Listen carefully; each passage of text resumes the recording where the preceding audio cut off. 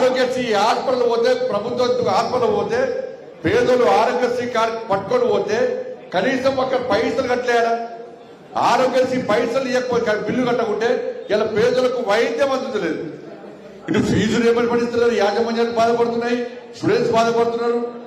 ఆరోగ్యశ్రీ పైసలు ఇవ్వకుంటే వైద్యం అన్నాక పేదలు ఇబ్బంది పడుతున్నారు.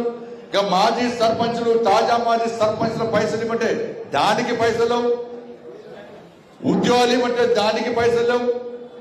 మా అక్కలకు మీకు ఇంతమంది అక్కల 2,500 రూపాయలు ఇస్తారని మీ అందరికి. మీ 2,500 రూపాయలు అకౌంట్ పట్టే అక్క మీకు ఇచ్చారు ఎవరైనా? 2,500 రూపాయలు ఇస్తారని ఓటేసారు కదా, మీరు తులం బంగారం ఇస్తాంటే ఓటేసారు కదా, మీ స్కూటీ ఇస్తాంటే ఓటేసారు కదా. ఒక్క పైస లేదు, ఒక్క పైస లేదు. ఇక మా అమ్మల, మా పెద్దమ్మలకు, తాతలకు, అమ్మలకు ఏమో 4,000 రూపాయలు ఆస్తారా పెన్షన్ ఇస్తారు. ఒక్కరికైనా వచ్చింది ఎవరికైనా? అంటే మీకు అబ్బాయి పిల్లలకు చదువుకోవడానికి 5 లక్షల రూపాయలు ఇస్తారు. అంటే ఏమైంది?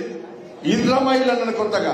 బిడ్డ ఇంద్రమ్మ ఇల్లు అని పేరు పెడితే కేంద్ర ప్రభుత్వం నుంచి ఒక్క ఇల్లు రాదు, రాసి పెట్టుకోండి.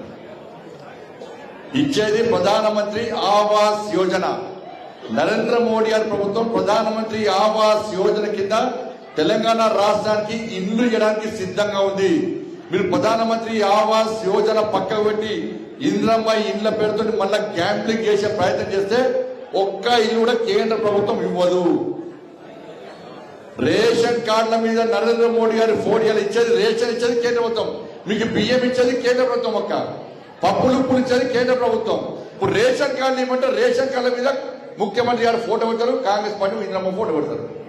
ఎవరు జాగిరి? ఇచ్చేది నరేంద్ర మోడీ గారు, ఫోటోలు మాత్రం వీళ్ళు పెట్టుకుంటారు.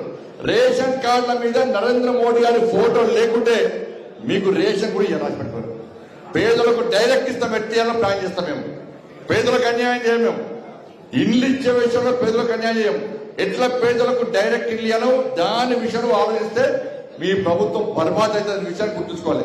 రేషన్ కార్డుల విషయంలో, ప్రధానమంత్రి ఆవాస్ యోజన విషయంలో పేదలకు ఇల్లు ఇచ్చే బాధ్యత మాది, పేదలకు రేషన్ ఇచ్చే బాధ్యత మాది. కానీ పేర్లు మార్చి, ఫోటోలు మార్చి మీ పథకాలుగా చిత్రీకరించే ప్రయత్నం చేస్తే కేంద్ర ప్రభుత్వం ఊరుకోదన్న విషయాన్ని గుర్తుంచుకోవాలి. పైసలు మనై, పేరు మాత్రం కర్రీమేళ బీఆర్ఎస్ వాళ్ళు చెప్పుకుంటే కాంగ్రెస్ వాళ్ళు మళ్ళీ చెప్పుకుంటారు. వాళ్ళు 30,000 కోట్లు మిత్తి కడుతున్నారు సంవత్సరానికి. కాంగ్రెస్ 30,000 కోట్లు సంవత్సరం లోపలనే మిత్తి కడుతున్నారు. ఇప్పటికే దాదాపు అప్పులు చేసి పొట్టు అప్పులు చేస్తున్నారు. ఇలా కేసీఆర్ 6 లక్షల కోట్లు అప్పు చేసిందంటే బీఆర్ఎస్ సంవత్సరం లోపల అప్పు చేస్తున్నారు. మీరు 3 సంవత్సరాల లోపలనే 5 లక్షల కోట్లు అప్పు చేస్తున్నారు. ఈ అప్పు ఎవరు కట్టాలి? మనమే కట్టాలి, మనమే కట్టాలి, మనమే పన్నులు వేస్తారు మనకే. కాబట్టి ఆలోచించాలి.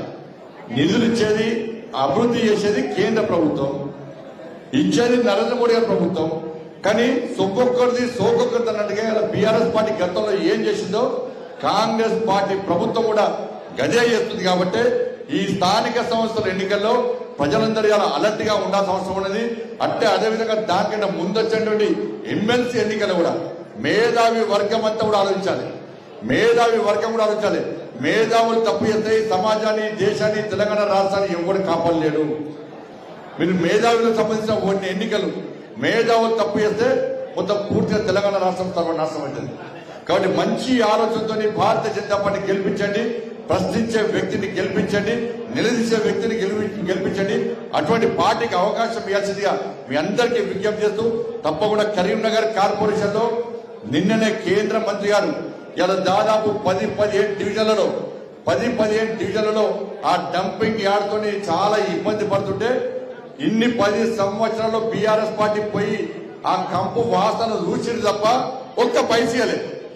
అక్కడున్న కార్పొరేటర్లు, మా భారతీయ జనతా పార్టీ నాయకులందరూ కూడా ప్రతిరోజు మొత్తుకుంటున్నారు, అన్న ఈ కంపు భరించలేకపోతున్నారు చెప్పండి.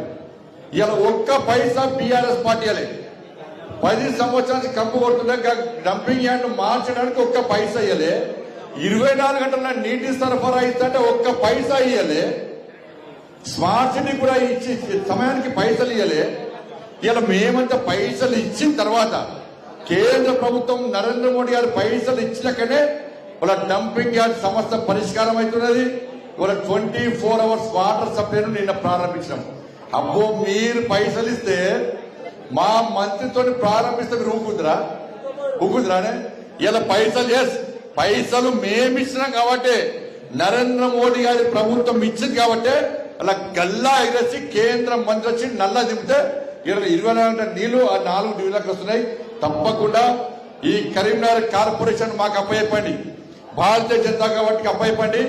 కరీంనగర్ కార్పొరేషన్ మొత్తం 24 గంటల నీటి సరఫరా ఇప్పించే బాధ్యత ఇలా మేము తీసుకుంటాం. ఇలా కరీంనగర్ కార్పొరేషన్ భారతీయ జనతా పార్టీకి అప్పయ్యపండి. వాళ్ళ స్మార్ట్ సిటీ విషయంలో ఏ విధంగా అభివృద్ధి చేస్తామో కేంద్ర నిధులతోని ఇంకా అభివృద్ధి చేస్తాం. గల్లీలో ఉన్న సమస్యలు కూడా పరిష్కరించడానికి భారతీయ జనతా పార్టీ సిద్ధంగా ఉంది. కేంద్రం పైసలు ఇస్తేనే అభివృద్ధి చెందుతుంది కాబట్టి, కేంద్రంలో నరేంద్ర మోడీ గారి ప్రభుత్వం ఉంది కాబట్టి ఇక్కడ కరీంనగర్ కార్పొరేషన్ లో భారతీయ జనతా పార్టీ జెండా ఎగరేస్తే పైసలు నేరుగా వస్తాయి. లేకుంటే ఇంతకుముందు సునీల్ రావు గారు చెప్పినట్టు ఇచ్చే పైసలు మనము దొబ్బిపోయేది మాత్రం బీఆర్ఎస్ వాళ్ళు దొబ్బారు, ఇప్పుడు కాంగ్రెస్ వాళ్ళు దొబ్బిపోతారు.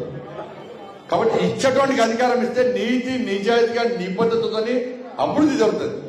ఇచ్చేది మనమే, దోసుకపోయేది బీఆర్ఎస్ పార్టీ వాళ్ళు, కాంగ్రెస్ పార్టీ వాళ్ళు. కాబట్టి అందరూ ఆలోచించండి, మేధావి వర్గంలో ఆలోచించాలి, కరీంనగర్ యువత ఆలోచించాలి. కరీంనగర్ కార్పొరేషన్ లో రంగురంగుల జెండా ఎగరన్నా, కాషాయపు జెండా ఎగరన్నా కరీంనగర్ యువత ఆలోచించాలి. ఎట్టి పరిస్థితుల్లో ఎప్పుడు ఎన్నికలు వచ్చినా కూడా ఇక్కడ గెలిచేది భారతీయ జనతా పార్టీ. నేను అహంకారంతో చెప్తలేను, ఆత్మవిశ్వాసంతో చెప్తున్నాను. ప్రజల ఆలోచన తెలుసుకున్నాక చెప్తున్నా. కాబట్టి చాలా మంది కార్పొరేట్ అందరూ చాలా మంది ఉన్నారు, ఇంకా చాలా మంది చేయడానికి సిద్ధంగా వచ్చారు. కానీ ఇప్పటికే భారతీయ జనతా పార్టీలో చాలా మంది కార్యకర్తలు మొన్న ఎంపీ ఎన్నికల్లో, గతంలో ఎంపీ ఎన్నికల్లో, ఎమ్మెల్యే ఎన్నికల్లో కూడా ఇక్కడ స్థానికంగా చాలా మంది భారతీయ జనతా పార్టీ కార్యకర్తలు బీఆర్ఎస్ పార్టీ ప్రభుత్వం ఇబ్బంది పెట్టినప్పుడు కూడా, కేసులు పెట్టినప్పుడు కూడా, జైల్లోకి పోయినప్పుడు కూడా ఇక్కడ కూడా భారతీయ జనతా పార్టీ జెండా వదిలిపెట్టే కార్యకర్తలందరూ కూడా. కాబట్టి ఇప్పుడు గెలిచేయడం, భారతీయ జనతా పార్టీ గెలిపించడానికి ప్రజలు సిద్ధంగా ఉన్నారు. కాబట్టి ఆ కార్యకర్తలు భారతీయ జనతా పార్టీకి ఫస్ట్ నుంచి పనిచేస్తున్న కార్యకర్తలను మళ్ళా కార్పొరేటర్ గా గెలిపించాల్సిన బాధ్యత మా మీద ఉంది. కాబట్టి చాలా విషయాల్లో మేము ఆలోచించి ఆచితీర్చి ఉండిపోతున్నాం. కాబట్టి ఆరోపణలు ఎవ్వరు చేసుకోము. మేము